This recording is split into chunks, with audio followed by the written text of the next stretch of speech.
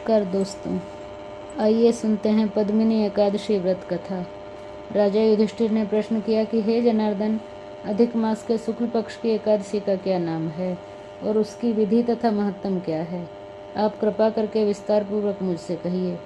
भगवान कृष्ण बोले, मलमास में अनेक पुण्यों को देने वाली एकादशी का नाम पद्मिनी है। इसका व्रत यत्न पूर्वक करने से मनुष्य कीर्ति को प्राप्त होकर वैकुंठ को जाता है। इसके महत्तम का वर्णन करने की सामर्थ्य 4 मुखों वाले ब्रह्मा में भी नहीं है। अब मैं तुमसे इस एकादशी की मनोहर कथा कहता हूँ। एक समय कार्तिवीर्य ने रावण को बंदी गृह में बंद कर रखा था। उसको पुलस्त्य जी ने कार्तिवीर्य से विनय करके छुड़ाया।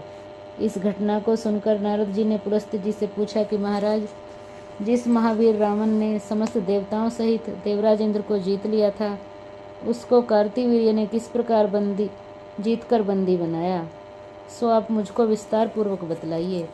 तब पुलस्त्य जी ने कहा कि नारद जी, पहले आप कार्तिवीर्य की उत्पत्ति का वृतांत सुनिए।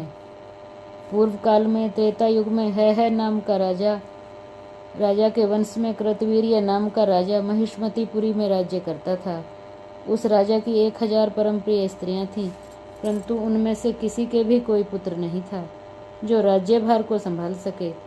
देवता, पितर, सिद्ध तथा अनेक चिकित्सक आदि से राजा ने पुत्र प्राप्ति के कई प्रयत्न किए, परंतु भाग्यवश राजा के कोई पुत्र नहीं हुआ।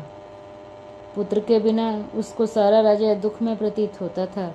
जिस प्रकार भूखे आदमी को भोग विलास सुखी नहीं कर सकते, तब राजा को यह ज्ञान उत्पन्न हुआ कि तब से सब अभिष्ट फल की सिद्धि हो सकती है। राजा को वन में तपस्या के लिए जाते हुए देख उसकी एक परम प्रिय रानी इक्ष्वाकु वंश में उत्पन्न हुए राजा हरिश्चंद्र की पद्मिनी नाम वाली कन्या राजा के साथ जाने को तैयार हो गई और दोनों ही अपने अंग के सब सुंदर वस्त्र और आभूषणों को त्याग कर वल्कल वस्त्र धारण कर गंधमादन पर्वत पर चले गए। राजा ने उस पर्वत पर जाकर 10,000 वर्ष तक तप किया, परंतु फिर भी पुत्र की प्राप्ति नहीं हुई। तब उस पतिव्रता रानी पद्मिनी ने अपने पति के शरीर में केवल चमड़ा और अस्थि मात्र शेष देखकर महासाध्वी अनुसुईया जी से नम्रतापूर्वक पूछा कि हे साध्वी, मेरे पति को तपस्या करते हुए 10,000 वर्ष बीत गए हैं, परंतु फिर भी भगवान किसी भी तरह से प्रसन्न नहीं हुए। सो आप कृपा करके कोई ऐसा व्रत बताइए जिससे भगवान मुझ पर प्रसन्न हो और मेरे चक्रवर्ती पुत्र उत्पन्न हो। उस कमल नयनी पद्मिनी से अनुसुईया जी बोली, हे सुंदरी, 12 मास से अधिक मलमास होता है, जो 32 मास पश्चात आता है। उसमें द्वादशी युक्त पद्मिनी और परमा नाम की शुक्ल पक्ष और कृष्ण पक्ष की 2 एकादशियां आती हैं। शुक्ल पक्ष की एकादशी का नाम पद्मिनी है। तुम जागरण सहित उसका व्रत करो। इस व्रत के कारण पुत्र देने वाले भगवान तुम पर प्रसन्न होकर शीघ्र ही पुत्र देंगे। इसके पश्चात अनुसुईया जी ने रानी से व्रत की सब विधि कही। उसको सुनकर वह सुंदर रानी पद्मिनी पुत्र प्राप्ति की इच्छा से इस व्रत को करने लगी। वह सदैव एकादशी को निराहार रहकर रात्रि भर जागरण करती। इस प्रकार व्रत के समाप्त होने पर भगवान विष्णु प्रसन्न होकर गरुड़ पर आरूढ़ होकर उसके पास आए और वर मांगने के लिए कहा। भगवान की सुंदर वाणी सुनकर उस पतिव्रता ने उनकी स्तुति करके विनय की, महाराज, आप मेरे पति को वरदान दीजिए। तब भगवान बोले कि हे सुंदरी, अधिक मास के समान मुझको और दूसरा कोई मास प्रिय नहीं है।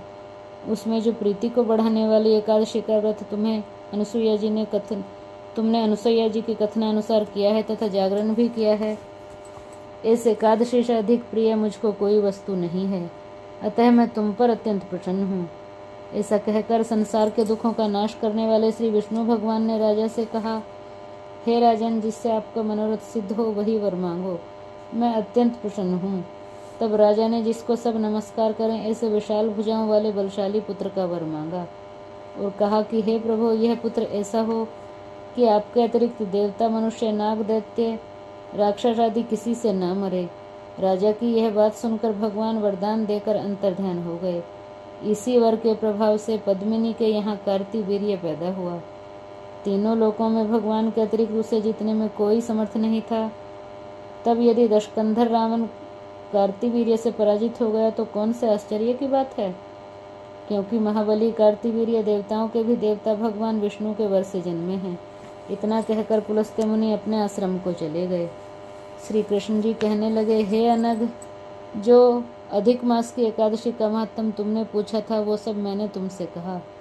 जिन पुरुषों ने मल मास की शुक्ल पक्ष की एकादशी का व्रत किया है तथा जो इस संपूर्ण कथा को पढ़ते या सुनते हैं वे भी यश के भागी होकर विष्णु लोक को प्राप्त होते हैं।